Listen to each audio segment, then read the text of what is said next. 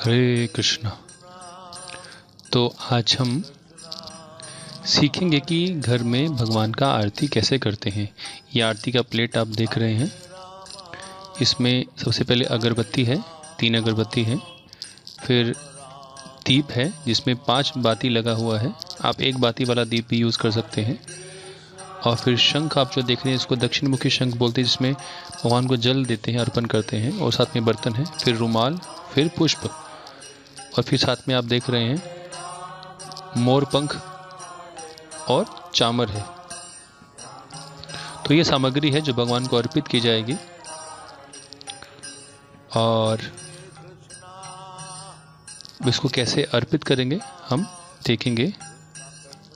तो सबसे पहले हम भगवान को प्रणाम करेंगे, गुरु को प्रणाम करेंगे, उनसे आशीर्वाद मांगेंगे। तो प्रणाम मंत्र में पहले प्रभुपाद जी का मंत्र, गुरु मंत्र, प्रभुपाद जी का मंत्र, फिर गौरांग महाप्रभु का मंत्र, फिर राधा माधव राधा कृष्ण मंत्र, और फिर अंत में हरे कृष्ण, फिर जय श्री कृष्ण चैतन्य प्रभु नित्यानंद श्री अद्वैत गदाधर शिवासादि गौर भक्तवृंद। फिर हम आचमन करेंगे। ओम केशवाय नमः, ओम नारायण नमः, ओम माधवाय नमः।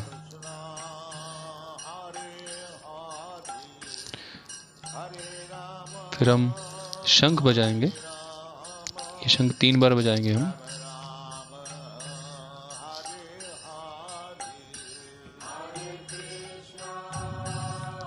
सबसे पहले हम भगवान को धूप अर्पित करेंगे। धूप डिनोट करता है हम भगवान को जो पंच महाभूत है, पृथ्वी, जल, आकाश, वायु, आकाश, ये सब जो चीज़ें हैं, अग्नि, ये 5 चीज़ें भगवान को अर्पित करते हैं हम। तो सबसे पहले धूप को हम अर्पित करेंगे भगवान को। तो इसको अर्पित करने की एक विधि है कि हम कितनी बार उसको सर्कल में घुमाएंगे। इसको क्लॉकवाइज सर्कल में घुमाना है। और सबसे पहले हम प्रभुपाद जी से और गुरु से आज्ञा लेते हैं। और फिर हम राधा माधव को सबसे पहले 7 बार अर्पित करते हैं। पहले कृष्ण को 7 बार, फिर श्रीमती राधा रानी को 7 बार, पूरे विग्रह को 7 बार हम क्लॉकवाइज घुमाकर अर्पित करते हैं। कृष्ण, और उसके बाद श्रीमती राधा रानी, उसके बाद गौरांग महाप्रभु, फिर नित्यानंद प्रभु, फिर श्री नरसिंहदेव भगवान, फिर षड गोस्वामी वृंद। षड गोस्वामी वृंद से पहले हम तुलसी महारानी को भी अगरबत्ती को अर्पण करते हैं, फिर षड गोस्वामी वृंद, और फिर श्रील प्रभुपाद।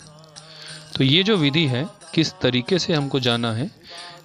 हो सकता है किसी बार हम 7 बार भगवान को अर्पित करें, हो सकता है हम कुछ चीज़ें बदलें, लेकिन जो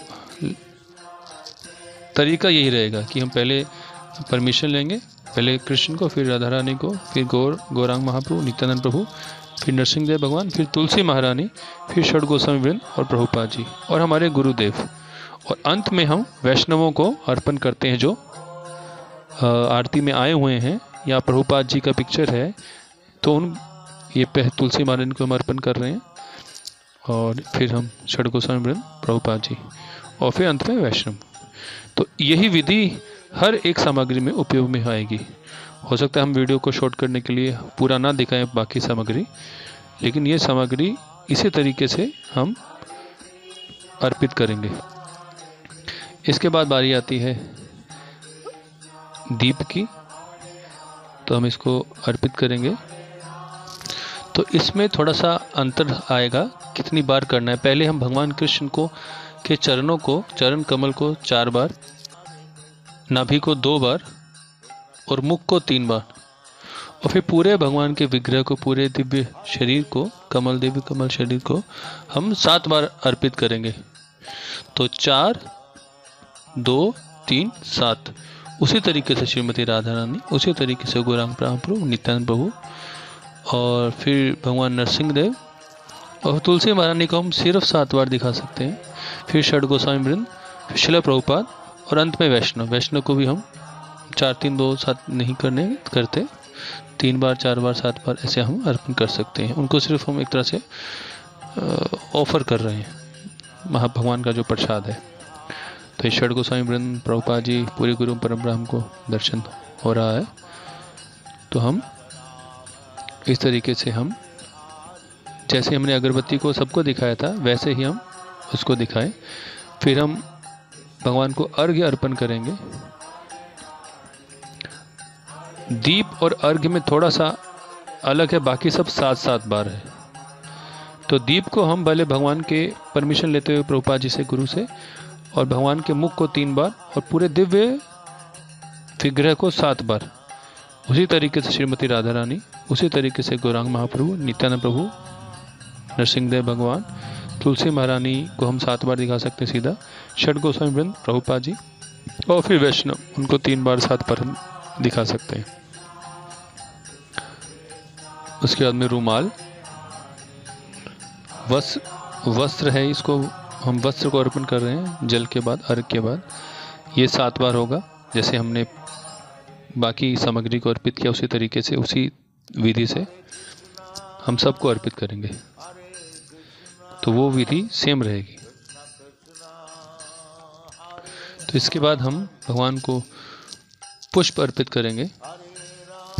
तो पुष्प हम 7 बार ही दिखाएंगे। पहले भगवान परमिशन लेके प्रभुपाद जी या गुरु महाराज का, 7 बार भगवान कृष्ण, 7 बार श्रीमती राधा रानी, 7 बार गौरांग महाप्रभु, 7 बार नित्यानंद प्रभु, फिर नरसिंहदेव, फिर तुलसी महारानी, फिर षड गोस्वामी वृंद, प्रभुपाद जी, गुरुदेव, और फिर वैष्णव।